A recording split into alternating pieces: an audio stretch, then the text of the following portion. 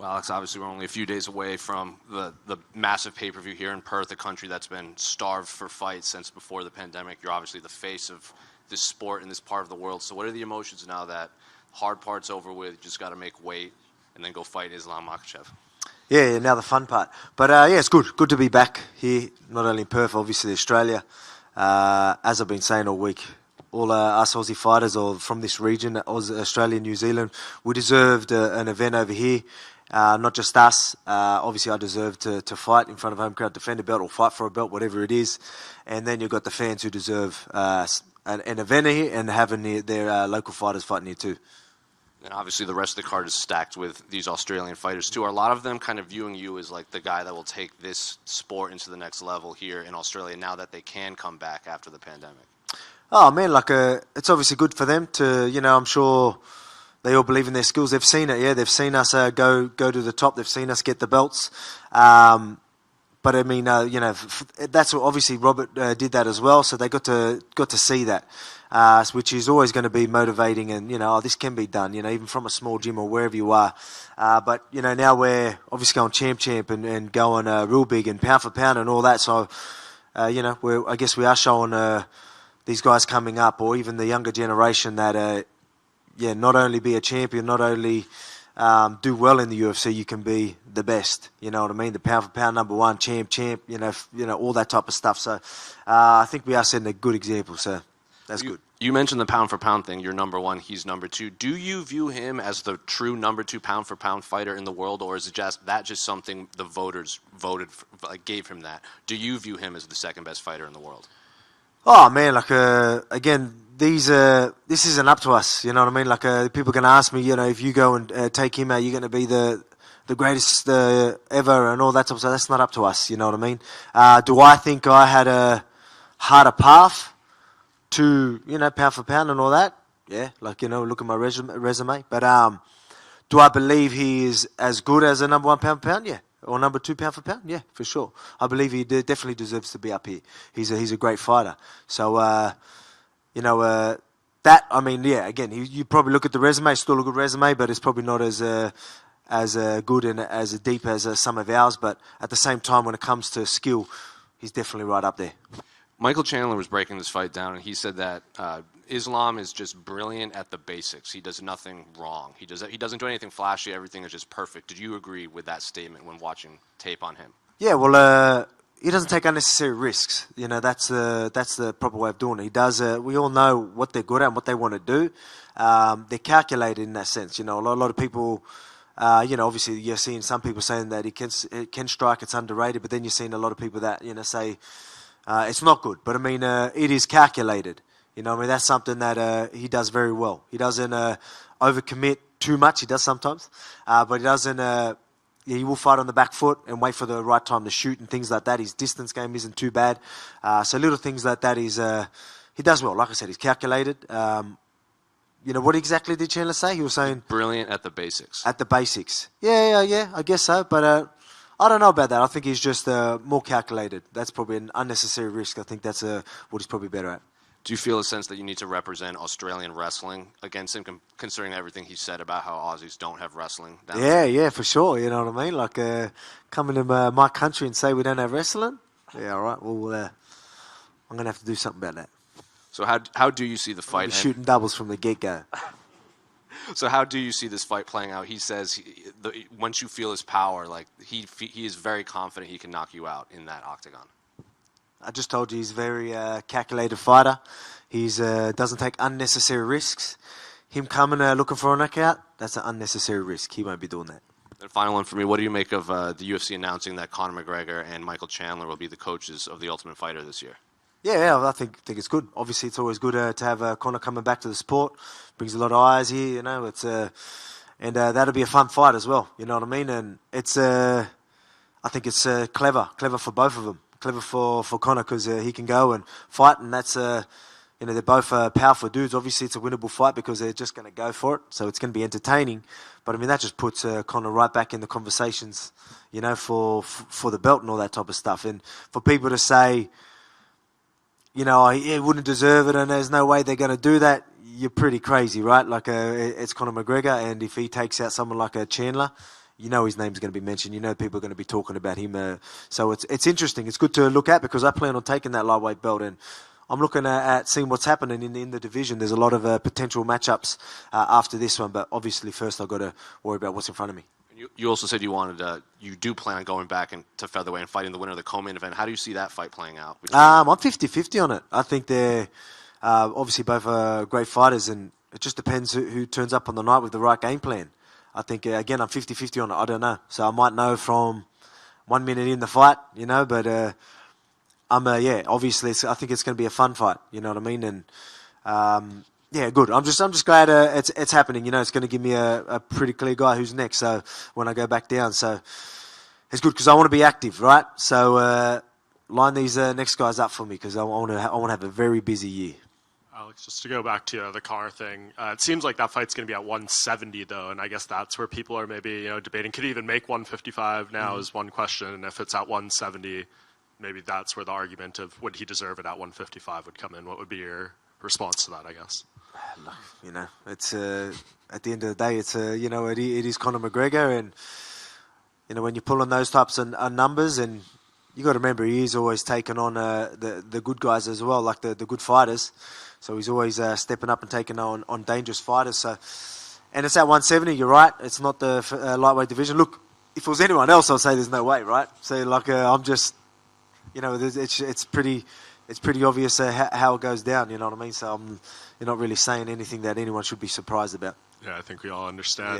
Yeah. And the parity between your last fight with Max, who's absorbed the most strikes in UFC history, and Islam, who's absorbed the least in UFC history for the amount of fights he's had, what's the dramatic difference in preparation for two guys like that, and knowing that one might be harder to find? I always find them though, right? That's my thing. So it is definitely different. You got to approach it right because you can't get too carried away because we know he wants to shoot as well. So that's what's good about him. He is patient. He will stay on the outside. You overcommit, he'll make you pay. If you overcommit incorrectly, it can be a long night for you. But obviously, I'm a calculated fighter. That fight IQ is definitely going to have to come into play. I need to turn up. This isn't a fight where I can just come in and we'll see what happens. I need to be on my game. But I'm always on my game. I always prepare how I should, and you're going to see me turn up. And I plan on raising 2 belts at the end of it. And you win this fight, it'll be a 13-0 UFC start for you. The only other fighters who have done that are Anderson Silva, Kamaru Usman, and Khabib Nurmagomedov. What would it mean to you to kind of join that group of elites? Oh man, it's it's awesome. I've joined a couple of cool things, right? Like being a champion is incredible, and being pound for pound number one is obviously incredible. Then going champ, and then the streaks and all that type of stuff. It's a pretty good resume. It's pretty good numbers there, and I guess that speaks for itself. Thank you. Hey Alex, just curious, man. I wonder, how much do you think Khabib's dominance has sort of affected people's respect and fear of Islam's wrestling? Because they see Islam as the next incarnation of Khabib, and because of Khabib being so dominant, I wonder how much some of Islam's past opponents have looked at that, and that's translated mentally. Yeah, man, it's pretty obvious that they got a strong ground game. They do have a certain style, very good MMA specific style, and people haven't been able to not capitalize on or deal with or figure that out. You got to train how you meant it. You got to prepare for these guys properly. Because again, if you're just going to go there and just think you can just do anything you do in a jiu-jitsu room, you need to change it up. You need to study these guys, study their movements, details. I don't think I could be wrong, but I don't think other teams or other fighters did enough of that. But we always do that. We always game plan properly, prepare properly, and always prepare for the worst. So no matter what happens in there, I'm not going to be shocked. I'm not going to be puzzled. You know what I mean? I'm going to be going for it the whole time. And again, if there's anyone for a job to figure any puzzle out, I'm the man. I truly do believe that, and I get to show that on Sunday. I wonder, what, if anything, has Dan Hooker said to you about Islam, just his strength, and just what it was like being in there, if anything surprised him? I haven't really had that conversation with him, to be honest. I haven't. Obviously, he got caught. We got Islam did a great job of catching the leg as he went on top and then got into a dominant position and got there. There's not much you can really do about that. Obviously, again, we know Islam's good. I haven't really had that conversation, to be honest with you. But yeah, but again, I got a lot shorter arms, so I'm a lot harder to Kimura. Even though your arms are longer than his, I wonder Yeah, though. that's actually yeah. In the countdown, I'm short with long arms. Yeah, my bad. in the countdown, you mentioned how your whole life you've been dealing with Stocky arms. Yeah, that's Yeah. what I'm looking at. the whole life you've been dealing with monsters of men, and obviously the narrative here is like the size difference. And I just wonder, like, when was the first time in your life that you took out a significantly bigger dude? Maybe even before like your professional fight career, or just you realize you had that ability in you. Oh man, that's been happening forever. It's been happening forever, even on the footy field, all that. Like, a lot of people are like, oh, he's moving up, like it's like crazy. It's like, I'm training like every day in the gym with guys heavier than me. This is lightweight. I train with like welterweights. I train with even middleweight sometimes, you know what I mean? Especially in the grappling and wall work and all that type of stuff. Wrestling, like, these are the guys I'm usually grappling and doing them stuff with, because the guys my size are obviously usually going to struggle with me there. So I usually got to go with the bigger guys. That's why people keep mentioning the power and size. It's not that. I look at it more, the thing that to deal with is their style, you know what I mean? Like their grappling ability, they do certain things. That's more of something that I'm looking at, like, not power. No one's ever just overpowered me, you know what I mean? Like, again, if he thinks I'm just going to be some weak little featherweight, then he's going to be in for a rude shock. Alex, Dave Shaw confirmed to Fox Sports Australia that they're already looking at a second pay-per-view for 2023 here in Australia. I wonder, man, you've been in some big stadiums here, as a spectator for some big sports. Do you have any venues in mind that potentially that are on your bucket list of you headlining in? Oh, man, like, yeah, well, there's plenty. I couldn't mention the actual stadiums. I'm bloody terrible with the names. But, I mean, it would obviously be good. Like, I love fighting anywhere in Australia, but to fight somewhere in Sydney or something like that, literally where I live, would be incredible. So, like, to have a big stadium over there would be unreal. We'd all be thankful for that flight in South Africa. Yeah. A big flight for most of you, eh? Could imagine. Now you know how we fucking feel. Every single time. Alex, in your training camp, we could see the Mairbek Taisumov, and in MMA with Russian fighters, Russian fans, I mean, was discussions. Did he help you in preparing for Islam fight? Did he help? Yeah. Mairbek was there. A couple of guys from over there at Bang Tao. Like, we were training over there for a little bit, and they come in and did some wrestling rounds with us, grappling rounds and all that. So it's always good, Obviously, they've been wrestling and grappling their whole lives, right? They've been he's been in the UFC and things like that. But someone that's dealt with very, very high level wrestlers their whole life, and just to be moving out, and he's a lightweight himself, so it was a good feel. Thank you. And Volk, what are your thoughts on what Islam said about the lack of promotion for the fight? Yeah, I think it's fun. It's been massive here in Australia. You know what I mean? That's all anyone's been talking about over here. So I'm okay with it. I think it's doing well. I think we are breaking records here in Australia. You know what I mean? So, and I think we're doing very well pay-per-views around the world. So I think people are tuning in. Maybe, it usually is fight week when everything starts to happen. Obviously the buzz is here now. So maybe it was just something he wasn't feeling earlier, but I'm sure he's feeling it now. And what is it about your head coach, Joe Lopez, that's so special? Master Splinter. Mate, he's good. Obviously, mate, I've been the first day I ever stepped in the gym was his gym. So he's been my coach ever since, and he's travelled the world with me and all that. We've obviously evolved as coaches and fighters together, and worked our game together. So it's been incredible. No one knows me as well as Joe knows me. So that's something that connection, right? Like we've, as I said, travelled the world and grew together, and like pretty much made our style through traveling the world, getting knowledge from everywhere, and just making it work for me, my shape, my size, and all that type of stuff. It's incredible. So it's good to have, and he makes you mentally strong. He can be hard to deal with sometimes, so you're definitely mentally prepared when you're hanging around Joe. And love that. There's a lot of talk about legacy with this fight. After it's all said and done, how does Alex Volkanovski want to be remembered? Oh man, obviously, I'm chasing. I'm in a good position right now, but I'm chasing to be like, one of the greatest or the greatest. You know what I mean? Again, that's not going to be up to me to decide, but that's where I want to be. But one thing that I do, I'll be proud of obviously them accomplishments, but I'm really proud that I've been able to be myself the whole way through. Some people need to sell themselves out and do things, be fake and all this type of stuff. I'm happy that I was me the whole way through the whole process, and I'm in the position I am now. So very proud of that. Who's been fake? Who's been fake? Yeah. I'm sure you know plenty of people. Thanks, thanks, mate. Bit of a softer one, mate, but how are you enjoying Perth? Yeah, man. Loving it here. It's always good here.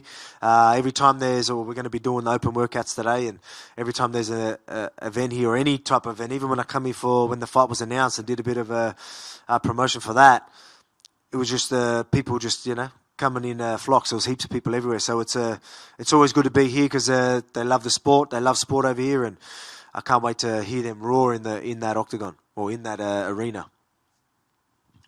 Hey Volk, how are you feeling at the bigger weight? Are you feeling just as explosive and powerful? Yeah, definitely. That's something that earlier on when I was bulking and I was up to like 81 kilograms and all that type of stuff. Obviously, I was very strong, but I mean, I wasn't really happy with that movement. So as soon as but we needed to do that. That was a part of the process. We started bringing it down, and each kilo, each pound that come down, I just got faster, sharper, and now I'm at the, obviously the last couple of weeks have just been, last few weeks have just been absolutely perfect. Really found where we need to be. So my strength is right where we want it, and my, I'm pretty much that featherweight that you see with the movement. So we found the perfect balance of it all, and you'll see it Sunday. Are you sick of eating? I was. Now, you know what? It's funny, man. You'll be surprised with the like a bulking. You end up getting like a what would you call it? Like a food disorder. Like you end up starting to hate food, man. It's crazy. So fight week ain't that bad because I don't care about food right now. And finally, what's it like being Alexander the Great, Volkanovski, pound for pound #1, and being a dad at the same time? Yeah, it's awesome. Like, obviously, that's why I do it. I want to be able to provide for my family, be successful. So it's fine. The good thing about me is I can literally go here, do this fight of this magnitude, raise 2 belts, everyone go absolutely crazy, go home, and then I'm just dad. You know what I mean? I'm grounded. I'm back where I was, and that's something I'm very proud of as well. Like I said, I'm just always going to be me, and through this whole process. So very, very proud of that. But Alexander the Great's good, but we're going for Alexander the Greatest. Alex, down here, you mentioned about guys being fake and stuff. I'm curious, if the UFC came to you and said, we want you to coach the Ultimate Fighter, who would the guy you'd least like to be around for 6 weeks be? Least be around. I mean, I wouldn't mind the fakeness, right? Again, I can deal with things pretty good. I'm pretty chill. I laugh everything off, so I'm okay. I can deal with anything. So in that situation, obviously, I'm prepared to put up with some shit. So it won't matter who's doing it with me. But who would be? Obviously, your Conor McGregor's would be fun. Obviously Colby Covington doesn't, make sense. But I mean, like guys like that would probably be fun. It's probably the only time you would really want to really put up with them is probably on a show like that. Have a bit of fun with it. Cejudo, yeah, that could be fun as well. Yeah. Alex, this is sit here.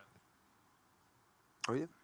Sorry, last question, guys. As you sit here today, going into such a huge fight, how do you reflect on your journey coming from Wollongong, working as a concreter, fairly humble kind of background, and all the sacrifices that have led to this moment? Yeah, man, it's again, incredible journey, crazy journey, but it's a journey that anyone in the world can do, with the right mindset, belief, and all that type of stuff. That's something, that is a message that I'm always trying to push, is, a lot of these people that are coming in here were just, we're all just regular guys. Yes, I'm going to be very athletic and all that type of stuff, but being athletic goes nowhere without the hard work and all that type of stuff. So there's plenty of guys that have reached the top, and I think myself, again, I try and say I'm pretty normal. I don't think I was ever athletically gifted. I've probably always been strong, but that's it.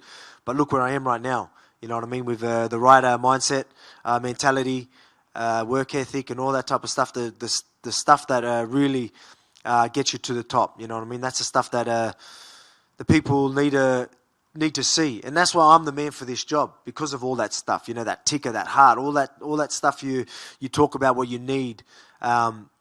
that's why I really do believe in it. That's why you see the confidence in myself, because I know I'm going to do what needs to be done. I know I'm going to turn up on the night. I know I'm going to, if I am in a bad spot, I'm going to deal with it. You know what I mean? I've got the heart to get myself out of any position and come up on top. You know what I mean? So that's something. So even doing this and, the underdog story, that's why I love it as well, because I keep showing these people, these underdogs, these people out there that probably don't believe in themselves. They're not sure. I'm going to show them. I'm going to show them what can be done. You know what I mean? Right now, people are counting me out. They won't Sunday. Sunday, I'm going to shock the world, and I can't wait to do it.